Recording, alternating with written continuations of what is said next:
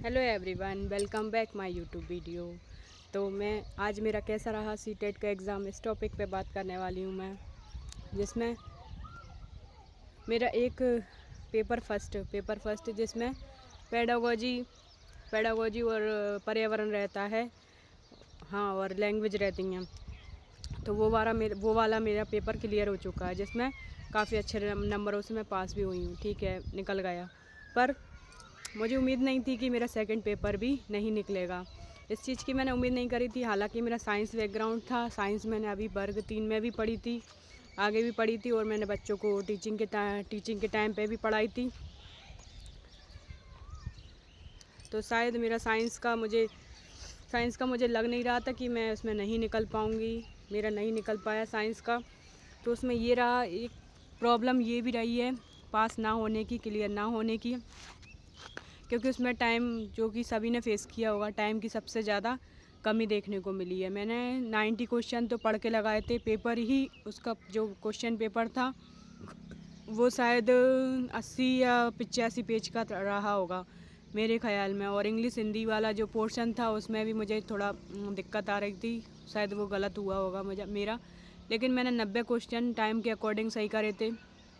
और जैसे कि उसमें एक प्रॉब्लम ये भी थी, पेपर जो सेकंड वाला था जिसमें हमारा साइंस मैथ वाला 60 नंबर का पोर्शन रहता है, तो वो पहले ही पेपर मतलब फर्स्ट शिफ्ट में ही दिया गया था। फर्स्ट शिफ्ट में हम लोगों को सब कुछ नया नया रहा। और उसके बाद टीचर की जो प्रोसेस होती है पेपर फिल करने की, OMR शीट फिल करने की, और जो थंब वगैरह लगाते हैं उनकी जो अटेंडेंस सीट रहती है, उन सब में हमारा सबसे ज़्यादा टाइम गया। कुछ नॉलेज था नहीं हमें, तो सबसे ज़्यादा टाइम गया। कम से कम जो पेपर आधा घंटे पहले शुरू होना चाहिए था वो आधा घंटे लेट शुरू हुआ था। इन्हीं सब में मैडम ने बोला था कि OMR सीट आपको अभी नहीं खोलना, पेपर मतलब बेल बजेगी उसके बाद ही खोलना है। फिर उसको खोली, पेपर के निकलने के मतलब टाइम शुरू होने के बाद हम लोगों ने खोली, फिर उसको फिल किया। फिल करने में जो टाइम गया हमारा, सबसे ज़्यादा टाइम टेकिंग रहा वो हमारा। तो उसमें मुझे आई थिंक ये लग रहा है सबसे ज़्यादा प्रॉब्लम मुझे यहाँ फेस करने को मिली। आई होप आप लोगों ने, जिन लोगों ने सीटेट का पेपर दिया होगा, उन लोगों ने भी ये प्रॉब्लम फेस करी होगी। मुझे नहीं पता उस चीज़ का, लेकिन मैंने सबसे ज़्यादा फेस करी। और टाइम जो 80-85 पेज का था पेपर, तो उसमें सबसे ज़्यादा टाइम रहा। जो कि मैंने 90 क्वेश्चन टाइम होते सोते लगा पाई थी। सिर्फ 5 या 10 मिनट बच पाए थे बस। तो मैंने जो भी 60 क्वेश्चन नहीं पढ़े थे, बिल्कुल ही नहीं टच किए थे। जो पीछे के साइड के रह गए थे, लैंग्वेज पोर्शन वाले रह गए थे, तो मैंने बिल्कुल भी टच नहीं करे थे। पढ़ के ही नहीं देखे थे एग्जैक्ट। पढ़ के देख लेती तो शायद उनका आंसर समझ में आ पाता, लगा पाती, लेकिन टाइम के कमी के कारण मेरा जो मैंने 60 क्वेश्चन थे वो बिना पढ़े ही अटेम्प्ट करके आई हूँ। जो बस जल्दी जल्दी में गोला भर के आई हूँ, ABCD करके भर के आई हूँ। तो शायद मेरा ये गलती सबसे ज़्यादा रही है सीटेट के पेपर में, जो सेकंड पेपर नहीं निकला। तो शायद मैं अगली बार भी दूंगी ये वाला पेपर। वैसे कोई बात तो छुपी नहीं है, और हम छुपा के जाएंगे भी कहाँ, इसलिए मैंने सोचा क्लियर कर दूं। जो गलती मैंने की है वो गलती शायद आने वाले जो भी स्टूडेंट रहे, आने वाले जो फॉर्म डालें पेपर का, तो उसमें ये गलती ना करें। सबसे ज़्यादा ये गलती सबसे ज़्यादा देखने को मिली है। तो शायद मैंने आप लोगों को अवेयर करने के लिए ये वीडियो बनाई है, जिसमें टाइम टेकिंग सबसे ज़्यादा ज़रूरी है। टाइम मैनेज करना उस पेपर में, पेपर फर्स्ट में आपका टाइम मैनेज करना सबसे ज़्यादा ज़रूरी हो जाता है। जो आपको पढ़ रहे हो, जो आपने लगाया, सही लगाया, एक बार पढ़ो जल्दी से क्वेश्चन लगा के और आगे बढ़ो जल्दी। एक बार क्वेश्चन पढ़ने के बाद आंसर, सटीक आंसर आ रहा है तो ठीक है, जल्दी से लगा के आगे बढ़ो, रुकना नहीं है। 1 से 2 मिनट भी, 1 मिनट भी हमारे लिए काफ़ी ज़्यादा हो जाता है उस पेपर के लिए। तो मुश्किल से मुझे फ़र्स्ट पेपर में सबसे ज़्यादा मेरी ही कमी कहो, मेरी कमी ये रही है कि मैंने सबसे ज़्यादा मतलब क्वेश्चनों को शुरुआत में टाइम ज़्यादा दे दिया पढ़ने में।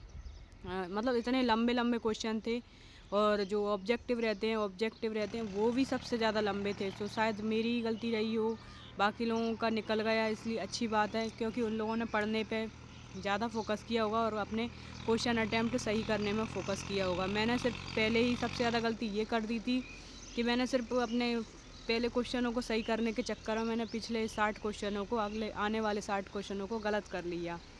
तो शायद मेरी ये कमी रही है, मेरी खुद की गलती। अगले आने वाले टाइम में मैं एग्ज़ाम अगर दूंगी तो ये वाला पोर्शन सही करने का, जो भी मैंने गलती की है उस पर सुधार करने की कोशिश करूँगी।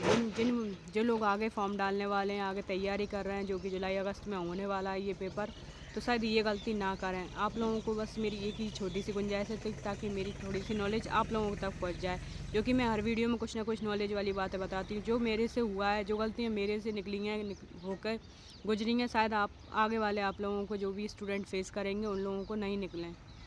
तो बस इतना ही मोटिवेशन था मेरा ये वीडियो डालने का। बाकी कोई मोटिवेशन नहीं है। मेरे फेलियर पास सबके लाइफ में चलता है, ऐसा नहीं है मेरी ही लाइफ में चल रहा है।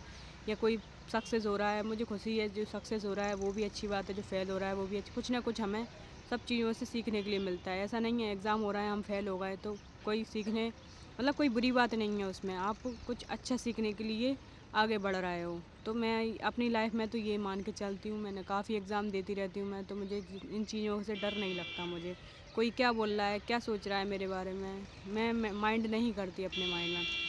आई होप वीडियो पसंद आया होगा।